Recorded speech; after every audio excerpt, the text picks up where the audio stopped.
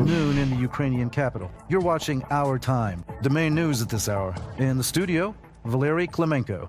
Energy facilities, critical infrastructure, and residential buildings are the main targets Russia's striking. Just this week, more than 1,700 attack drones, nearly 1,400 guided aerial bombs, and 69 missiles of various types were launched at Ukraine. Every massive strike can be devastating, said Ukrainian President Volodymyr Zelensky. That's why air defense missiles are needed every day. The Ukrainian team continues to work with the U.S. and Europe to protect the skies, the head of state noted. Today in Vilnius, we are coordinating steps with our partners in the region, Lithuania and Poland. We are working with every leader to strengthen Ukraine. Everyone must clearly understand the threat coming from Russia, and it is our peoples who understand this best of all. Thank you to everyone who helps us stand strong. Volodymyr Zelensky, President of Ukraine, on Telegram. In the Zaporizhzhia region, a 39-year-old woman was injured in Russia due to shelling. She was wounded as a result of an FPV drone hitting a car. She was hospitalized. This was reported by the National Police of Ukraine. Over the past day, the Russian army carried out 500 attacks using drones, aircraft, MLRS, and artillery systems in the region. Private and apartment buildings, vehicles, and infrastructure facilities were damaged. Law enforcement officers are working at the sites of the strikes. As a result of Russian shelling in the Donetsk region, 2 children aged 16 and 15 were injured. They were hurt in Sloviansk as a result of an attack by 3 FPV drones. In total, 1,646 Russian strikes on the front line and residential areas were recorded in a single day.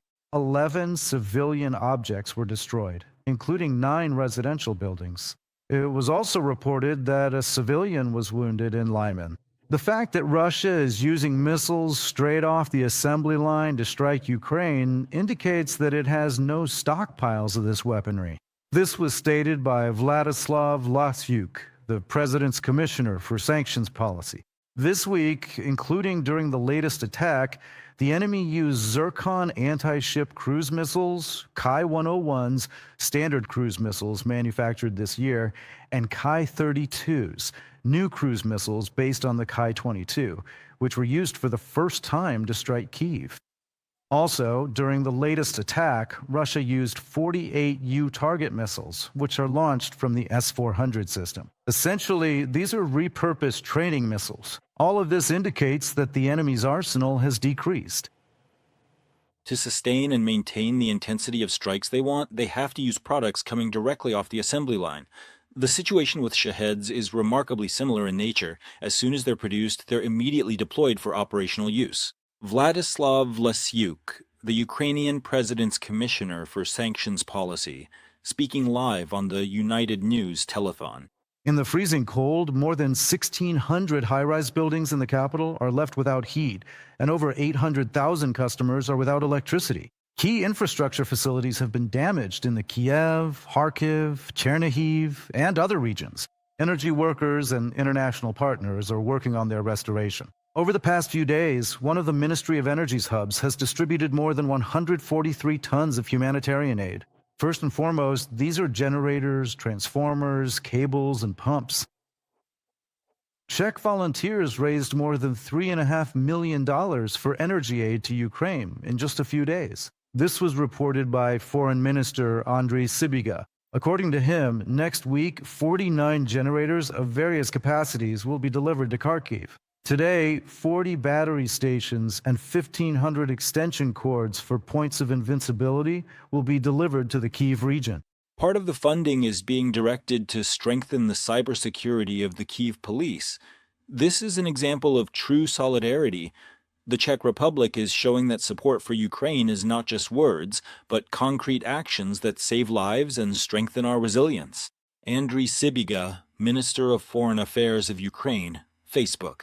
Volodymyr Zelensky and Elena Zelenska have arrived in Vilnius to attend anniversary events for the January uprising of 1863. This was reported by the president's press secretary, Sergei Nikiforov. Zelensky has a meeting scheduled with the presidents of Lithuania and Poland in the Lublin Triangle format. In addition, a separate meeting was held with the president of Lithuania, Gitanas Nausėda. During the meeting, they discussed support for the Ukrainian energy system. Russia attacks the energy sector every day, and President Zelensky informed his Lithuanian counterpart about this, as well as about Ukraine's needs for energy resilience and strengthening air defense. Lithuania has already decided to help Ukrainian cities and communities by providing nearly 100 generators. They also engaged in detailed discussions regarding military cooperation and joint defense projects in a series of separate meetings. The United Kingdom is creating a new national police service, which will be called the British FBI. It will combine the work of the National Crime Agency as well as counterterrorism functions and the management of the National Traffic Police. This was reported by Reuters. The designated head of this entire service, the National Crime Commissioner, will officially become the most senior and highest-ranking government official in the country. This is part of large-scale reforms planned by the government. The current model of police operations was designed for the last century. We will create a new national police service, which will be called the British FBI. We will employ highly qualified specialists and the most advanced technologies to track down and apprehend dangerous criminals. Shabana Mahmood, head of the UK Home Office, in a Reuters article. In Minneapolis, federal agents shot and killed a man. This is already the second fatal incident in the city this month, amid heightened immigration control. The Department of Homeland Security stated that agents opened fire in self-defense when the man approached them with a gun. The deceased turned out to be a 37-year-old local resident with no criminal record. The police are conducting an investigation. Meanwhile, the Hennepin County District Attorney's Office and the Minnesota Bureau of Criminal Apprehension have filed a lawsuit against the Trump administration. The reason was attempts to prevent the falsification of evidence in the case of the fatal shooting of a local resident by a U.S. Immigration and Customs Enforcement agent. According to the lawsuit, federal agents seized materials from the scene, which interfered with the work of county investigators. Meanwhile, U.S. President Donald Trump publicly supported the actions of immigration and customs enforcement officers. Let me remind you, the day before, thousands of people took to the streets in protest against the actions of U.S. Immigration and Customs Enforcement in Minneapolis, Minnesota. The demonstrations took place despite a 35-degree frost. People waved American flags and held signs demanding the closure of the immigration service. Protesters also demanded the arrest of the officer who shot Renee Nicole Good on January 7th. According to U.S. authorities, she drove her car toward a law enforcement officer. At the same time, the city's mayor strongly disagrees with this interpretation of events. He considers the actions of the federal agents dangerous and irresponsible. A powerful storm named Fern has hit the United States. A state of emergency has been declared in 18 states. 3 people have already died due to the bad weather in New York. Some cities have seen a record amount of snowfall, something that hasn't happened in over 100 years. More than 11,000 flights have been canceled due to the bad weather.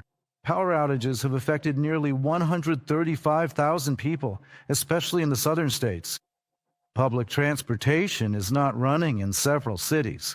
Military units have been mobilized in the affected areas to help clear roads and support those impacted.